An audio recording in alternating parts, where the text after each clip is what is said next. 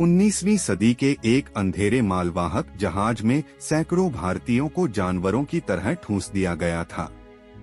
जहाज के भीतर चारों तरफ घुप अंधेरा था और हवा में बीमारी, पसीने और मलमूत्र की घुटन भरी बदबू फैली हुई थी।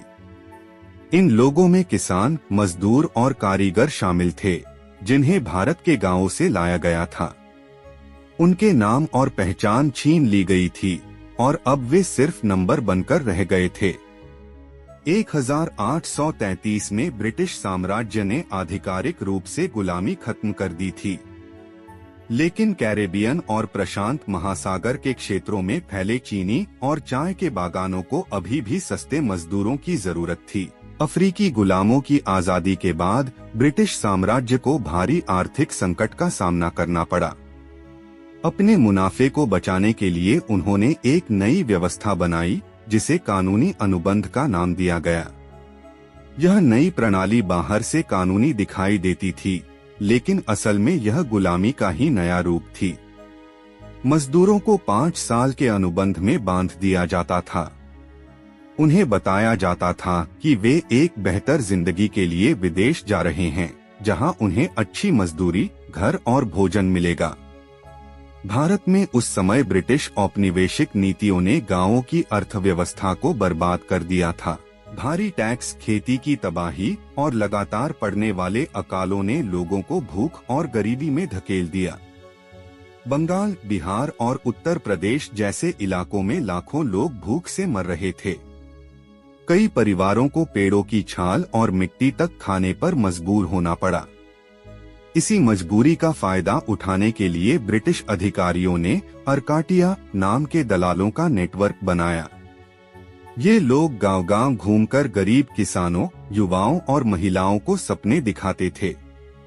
वे कहते थे कि मारीच यानी मॉरिशस एक स्वर्ग जैसी जगह है, जहां हर किसी को काम, खाना और सम्मान मिलेगा। भूख से परेशान लोगों के लिए यह उम्मीद किसी चमत्कार जैसी लगती थी, लेकिन असली जाल तब शुरू होता था जब अनपढ़ ग्रामीण अंग्रेजी में लिखे अनुबंध पर अपना अंगूठा लगा देते थे। अग्रीमेंट शब्द उनकी बोली में बदलकर गिरमिट बन गया और इसी से इन मजदूरों को गिरमिटिया कहा जाने लगा।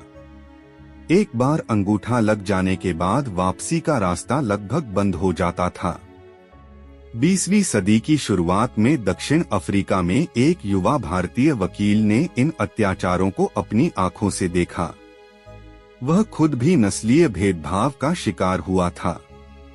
इस अनुभव ने उसे गिरमिटिया व्यवस्था के खिलाफ आवाज उठाने के लिए प्रेरित किया।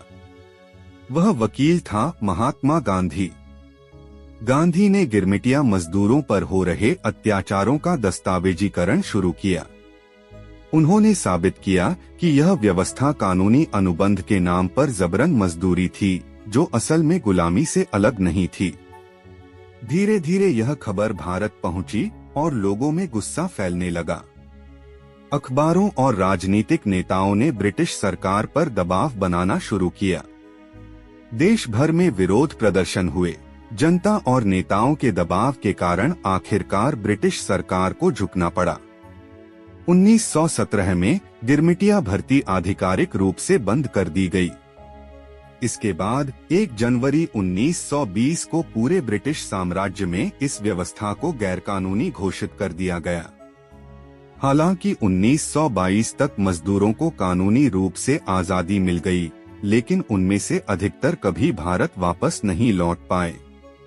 वे हजारों मील दूर विदेशी जमीनों पर बिना पैसे और सहारे के फंसे हुए थे। फिर भी गिरमिटियों ने हार नहीं मानी। उन्होंने अपनी भाषा, संस्कृति और परंपराओं को गीतों और धार्मिक आस्थाओं के जरिए जीवित रखा। समय के साथ कई लोग उन्हीं जमीनों के मालिक बने, जहां कभी उनसे जबरन मेहनत करवाई गई थी। आज मॉरिशस, फिजी, त्रिनिदाद, सूरीनाम और कई अन्य देशों में भारतीय मूल के समुदाय गिरमिटिया इतिहास की जीवित पहचान हैं। ब्रिटिश साम्राज्य ने इन लोगों को बेनाम मजदूर बनाना चाहा था, लेकिन उनके संघर्ष और सहन शक्ति ने उन्हें एक मजबूत वैश्विक भारतीय प्रवासी समुदाय की नींव बना दिया। गांवों से लोगों को मालगाड़ियों में भरकर कोलकाता के हुगली बंदरगाह जैसे बड़े पोर्ट्स तक लाया जाता था। वहां विशाल जहाज उनका इंतजार कर रहे होते थे, जो उन्हें हजारों किलोमीटर दूर अनजान द्वीपों तक ले जाने वाले थे। जैसे ही जहाज भारत के तटों से दूर जाते, स्वर्ग का सपना टूटने लगता था। जहाजों के निचले हिस्सों में जरूरत से 3 गुना ज्यादा लोगों को ठूंस दिया जाता था। हवा और सफाई की कोई व्यवस्था नहीं होती थी। बीमारी तेजी से फैलती थी और हैजा, पेचिश जैसी महामारियां आम हो जाती थीं। ऊपरी डेक पर ब्रिटिश कप्तान और सैनिक पूरी सत्ता के साथ खड़े रहते थे। नीचे तड़प रहे मजदूरों की हालत से उन्हें कोई फर्क नहीं पड़ता था। इस व्यवस्था में इंसानी जिंदगी की कोई कीमत नहीं थी। पुराने जमाने के गुलाम मालिक अपने गुलामों को इसलिए जिंदा रखते थे क्योंकि वे उनकी संपत्ति थे, लेकिन गिरमिटिया मजदूर सिर्फ किराए के श्रमिक थे। अगर कोई मर जाता तो उसकी जगह भारत से दूसरा मजदूर बुला लिया जाता। जब बीमारी बहुत ज्यादा फैल जाती, तब कप्तान सबसे क्रूर फैसला लेते थे। जो मजदूर बहुत बीमार हो जाते और जिनके बचने की उम्मीद नहीं रहती, उनके पैरों में लोहे का वजन बांधकर उन्हें समुद्र में फेंक दिया जाता था। हजारों भारतीय बिना किसी रिकॉर्ड के समुद्र में डूब गए। सरकारी दस्तावेजों में इन मौतों को सिर्फ माल के नुकसान की तरह दर्ज किया गया।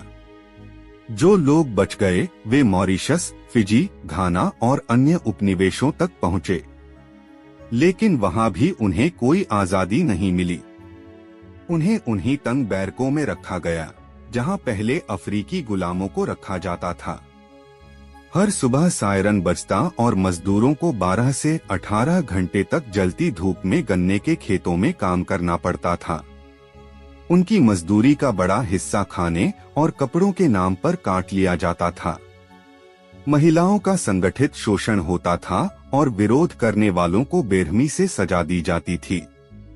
कई लोगों को गर्म लोहे से दागा जाता था। इन हालातों में जन्म लेने वाले बच्चों को भी बागानों की संपत्ति माना जाता था और बड़े होते ही उन्हें मजदूरी में झोंक दिया जाता था।